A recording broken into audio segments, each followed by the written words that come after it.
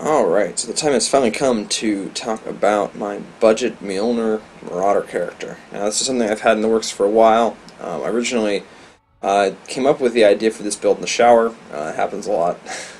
um, and especially when I noticed that Mjolnir's and Perandus were so cheap. So, with that in mind, you've seen the preview. I'm going to cover some of the mechanics there before I go really in depth with how everything works exactly.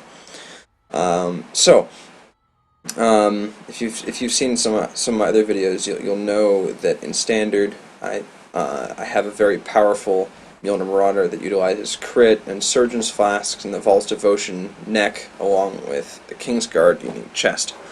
Well, without Voll's Devotion, which is an extremely powerful item, it is also very rare and very expensive. It's very difficult, or at least a lot of people have in the past have thought it's very difficult to make a powerful yet tanky Mjolnir build. And I'm going to discuss some of the aspects that Voll's Devotion gives that I've tried to make up, and then some of this build has its own quirks. So the first thing is that the Kingsguard chest that we use in the build with Voll's Devotion gives us 100 life for each endurance charge we expend with discharge. And because Voll's Devotion makes all power charges that are expended gained as endurance charges, it creates this cycle where you're just discharging all the time from the trigger, and you just get all this life recovery for free.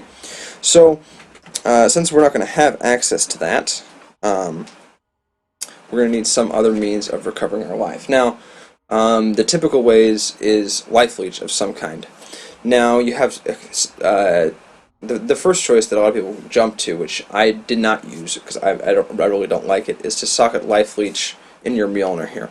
As you can see, I have discharge, arc, lightning penetration. Now, the thing is, if you socket life leech in your Mjolnir, you're sacrificing a lot of DPS. So instead, I've opted to use Warlord's Mark on Blasphemy. So in this way, I get life leech from this. I get some endurance charge gains, which is nice. It adds a little more damage when clearing packs, and also we have a potential chance to have endurance charges at any given time, which I'll explain in a bit. And also that stun chance, we've actually chain stunned quite a few rares, which is really nice. Now, the next thing that one of the big highlights of a Voll's Devotion Mjolnir build is the fact that you have this high amount of endurance charges up all the time, so you don't need any kind of real physical defense besides a cast when damage taken Immortal Call around level 5 or so. I found to be ideal.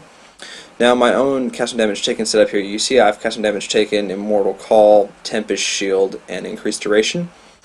So this Immortal Call cannot be relied upon for reliable physical defense. Now, if you remember, I said that I have endurance charges some of the time. There's a chance that they'll be around to proc this, but that can't be relied on. So instead, I am running Determination, and I have an incredibly high amount of armor. If I check my defensive stats here, you can see I have over 35,000 armor.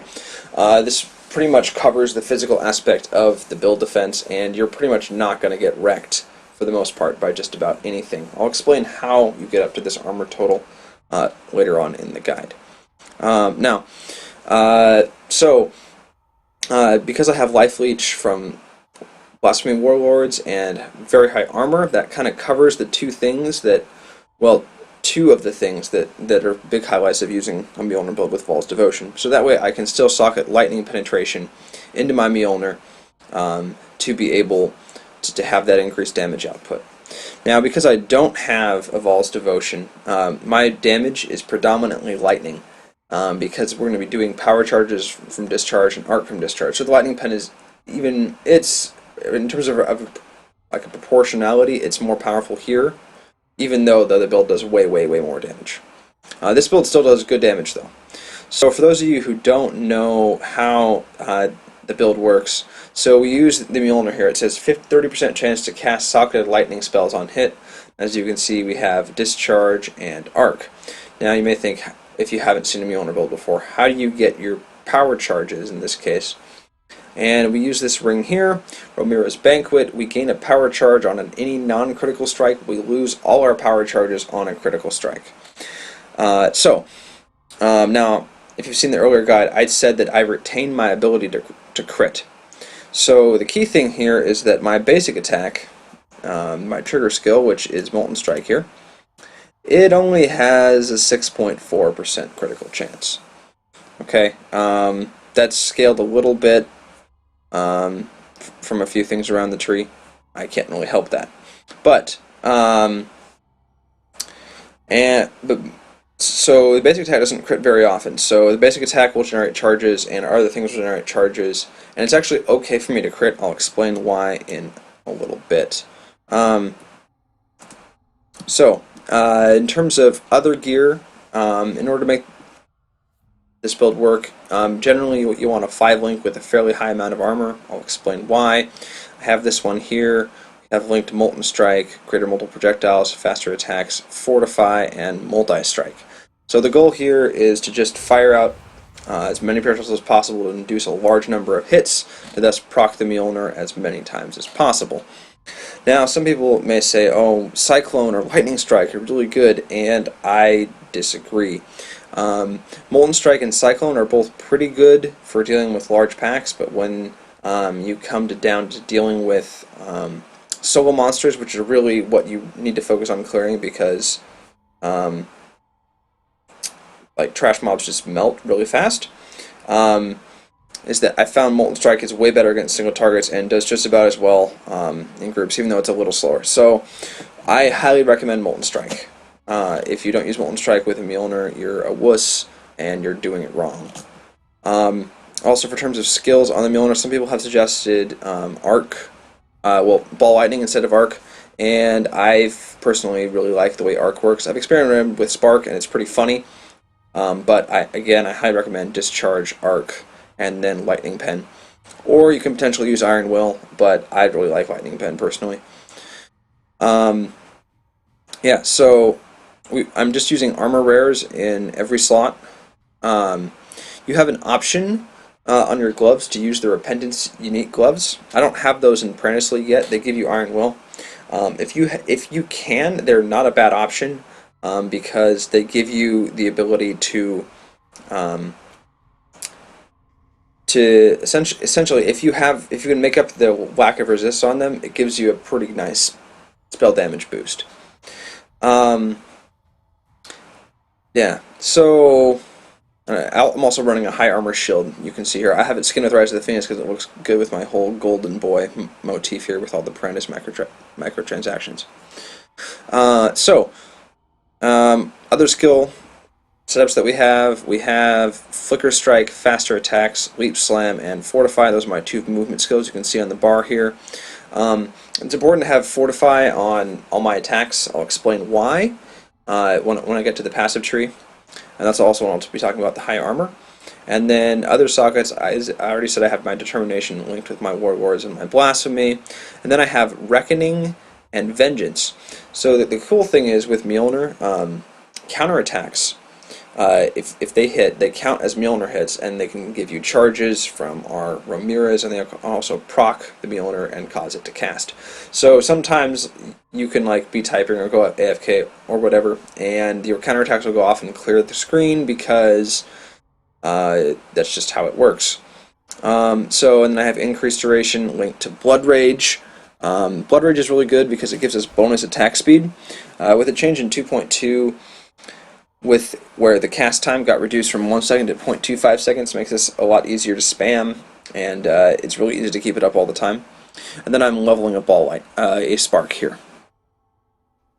So that about does it for the skill setups. I'm running okay rare jewelry, and this is a pretty darn nice amulet. It's got very good stats.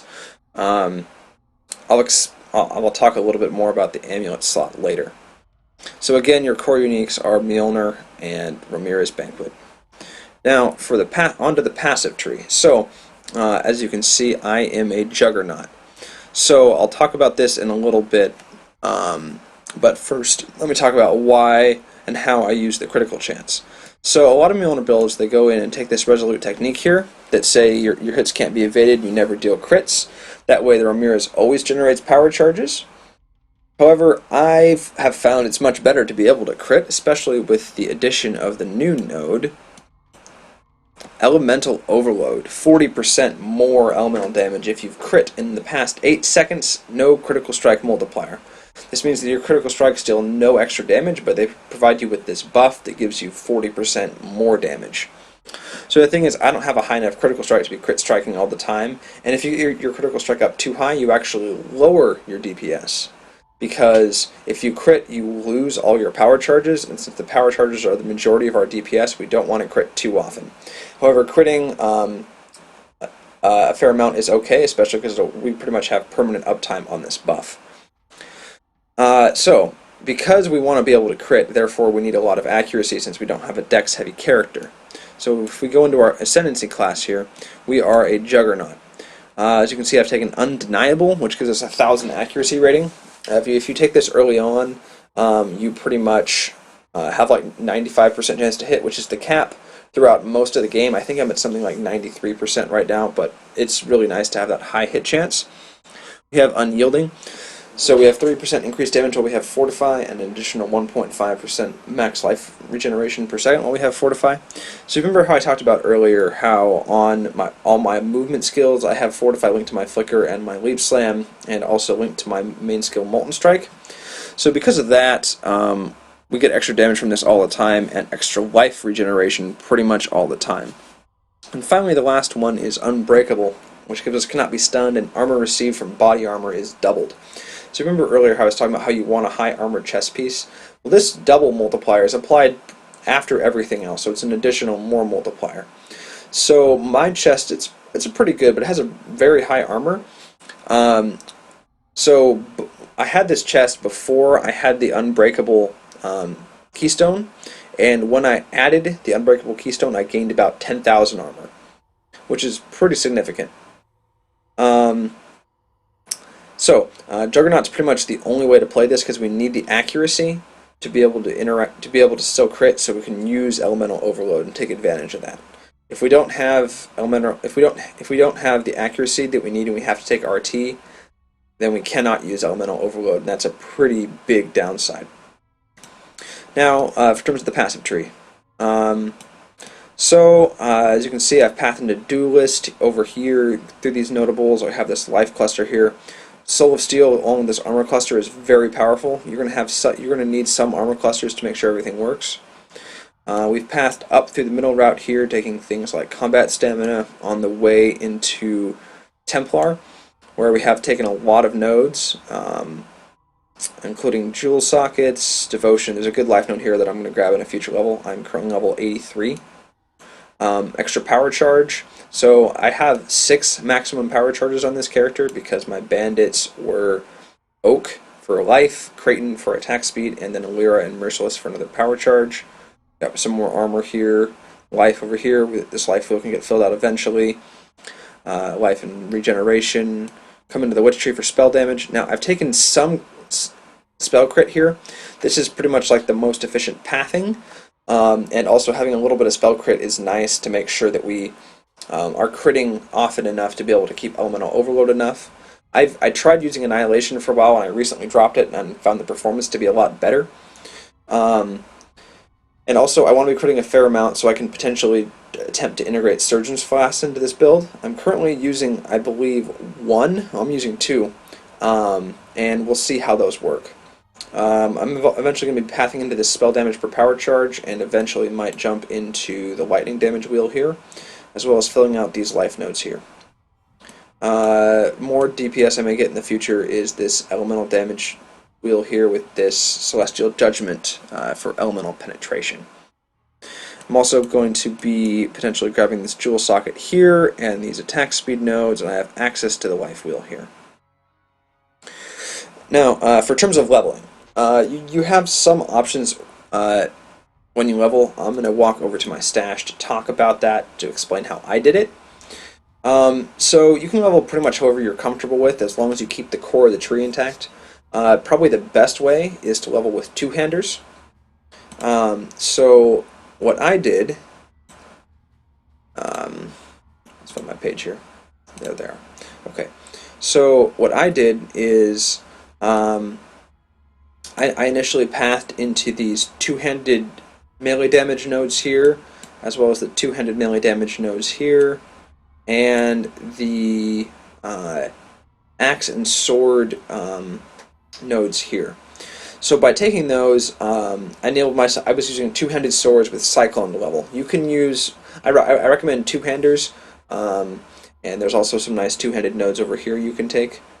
But yeah, I highly recommend the use of two-handers to level. It's strong, it's powerful. Earthquake's a cool skill that you can try out, and you can do very well with that. So in terms of what I used to level, I used Shiver Sting from about from level 14 to level 32. So I actually used this sword to like kill Piety and stuff. And then from level 32 to level 44, I used this rare sword here that I bought for like a chaos off Peewee.trade. And then from level 44 to level 60, which is when you can equip Mjolnir, because it requires level 60 to be able to use the weapon, I used Rigwald's Charge. Now, when you initially get level 60, you're probably not going to be able to equip the Mjolnir because it requires 412 strength and 300 intelligence, and it's very difficult to get that amount. I have it. So the third, there's a unique item that's very helpful until you have high enough stats that you can equip a good rare amulet, like I currently have, and that is at Ziri's Foible. A lot of people don't think this item is very useful. It's extremely cheap on Perandus. You can buy a bunch of these for like 1 alch each, and then corrupt them until you get an okay prefix. This is the best one I got with like 5 attempts. But what this does, the key thing here, we don't really need that mana or mana regeneration or max mana or anything like that. The key thing on here is items and gems have 25% reduced attribute requirements. So what that means is that the Mjolnir, instead of requiring 412 strength and 300 intelligence, it only requires 308 strength and 225 intelligence, which you'll probably have if you've been following the tree. So when you hit your level 60, you want to spec out of whatever two-handed nodes you may have taken, and then I spec out of these ones here, and then immediately jump into Elemental Overload and Spell Damage, and your Power Charge nodes and that kind of thing, because things like the AoE nodes work with both a skill like Cyclone or Earthquake, as well as the Discharge and Mjolnir. So you can grab those. These are nice spell damage nodes you can also potentially grab. But once you've spec'd out of those nodes, you can jump into the core of the build, and you can pretty much play the build from level 60 onwards, and you'll notice your power increasing the more levels your gems get and the like. Of course, I also recommend that you level up your Discharge and your Arc while you're leveling, so they're on level when you hit 60. The grind is pretty easy, although it's a little monotonous if you've used skills like Cyclone to level a whole bunch. But yeah. So for terms of budget, Mjolnir is currently running about 30 to 35 chaos in the Perandus Softcore League, and you probably won't have to spend more than 2 chaos to get a Romir's Banquet. And then a Ziri's Foible is practically free. So you can get started for less than 40 chaos, and after that you just snap up like armor rares, and yeah, you go from there. So that's basically how the build works in a nutshell. As you can see, I have over 5,000 life here at level 83, 35,000 armor. All my resists are overcapped by 17% or more. I have 390 life regeneration per second, while not fortified and without the bonus from my boots. So the last thing I want to talk about here is enchants. So on your gloves, you're basically going to want something that attacks with some decree, because anything that's an attack uses your weapon, and if it uses your weapon, it can trigger the Mjolnir for procs. So I currently have Decree of Force. It swings my weapon in an arc in front of me. It's like good for extra hits, but it's not like stellar. Ideally, I'd like Decree of Fury. That's what I have on my standard character, and it's very powerful and very cool. On my boots, I currently have Regenerate 1.5% of life and mana per second if you were hit recently. Recently means in the last 4 seconds. So basically, this is some extra life regeneration if we're fighting, and that's very good. Another great option here is 0.5% of life and mana leech if you've killed recently. And those are what I'd recommend on your boots for the most part. Now on my helmet I currently have Cyclone Attack Speed. I'm rolling this. I would really like some enchant that affects Discharge, and an enchant that affects Arc. So Arc Chains, Arc Damage, Discharge Damage, Discharge not consuming charges, or Molten Strike Projectiles, or because Molten Strike Projectiles will make us fire more projectiles. We're currently firing 7, but say 2 additional Molten Strike Projectiles would fire 9, and that would be fantastic. Just for more hits. Another option that could potentially work is extra Blood Rage attack speed. So yeah, for terms of your flasks, flask of choice, I recommend carrying at least 2 life flasks for the most part, and having a good armor flask is always nice. Now, I've been doing like maps that are like 10 levels under me, just for the sake that I don't have a lot of high level maps right now. But I can give you a quick demo of how everything works in the Dried Lake, which is where I've been demoing a lot of my builds, and it helps kind of compare them on relative power levels. So basically, the way that one plays this build, I mean, once you have your stuff, it's pretty simple. As you can see on my skill bar, there's only like 4 skills that I can even use. We have Blood Rage, Leap Slam, Flicker, and Molten Strike. Everything else is auto-triggered or just happens. So we turn on our Blood Rage and we start jumping around.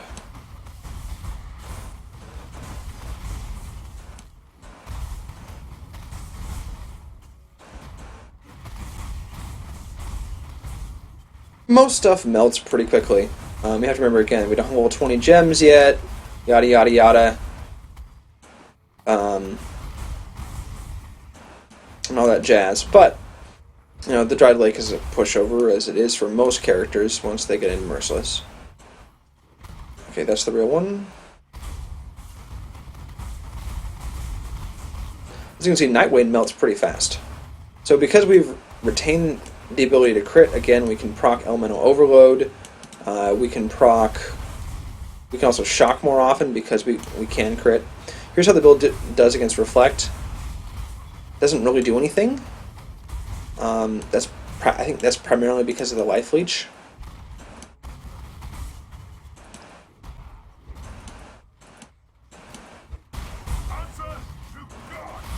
So the rest of the guide will be on the forums. There's going to be a link to that in the description of this video. And as you can see, Voll's melting pretty fast here. Did a slam, and we also did not take that much damage. That's really what having 35,000 armor will do.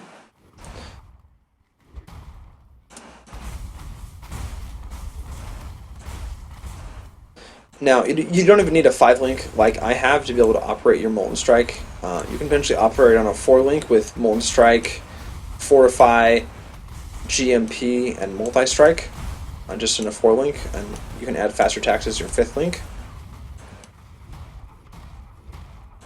Or you can potentially even use a skill like Cyclone in your 4th link. And if you don't want to go with Molten Strike. But again, I highly recommend Molten Strike. And I think if you're not using Molten Strike on a Mjolnir build, you're doing it wrong. At least if you're playing a Discharge Mjolnir build.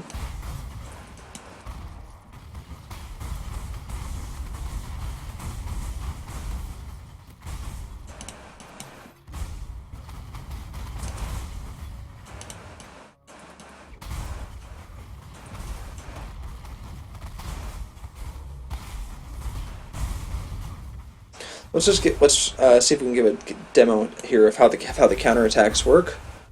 So as you can see, we triggered a counterattack, and it did pretty good. And there's a counterattack again. So the counterattacks provide extra hits when you're fighting, and extra hits is always good for the way that Mjolnir works.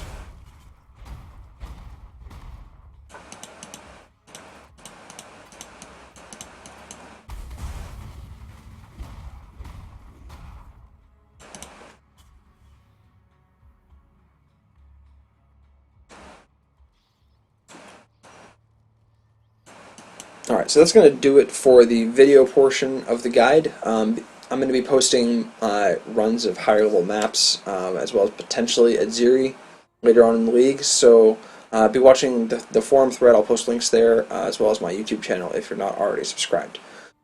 So have a great day, and we will see you around and for the next one. Hopefully you give Mjolnir a try and you realize that it's quite good, and I think people are really undervaluing it this league.